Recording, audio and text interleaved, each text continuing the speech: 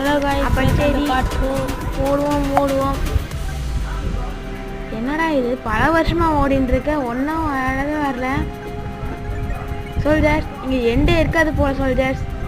வட்டமான railway station நினைக்கிறேன். Soldiers இங்கே எண்டே இல்லாத மாதிரி இருக்குது. அதனால் நாமளே எங்கே போய் முட்டிக்கலான் இருக்கோம். இருங்க, ஓடலாம். என்ன எங்கே போகுதுன்னே தெரியலையே சோல்ஜர்ஸ். இப்போ நம்ம ஓடுறது எப்படி தெரியுமா இருக்கு? இப்போ காட்டுறேன் பாருங்க. 3, 2, 1.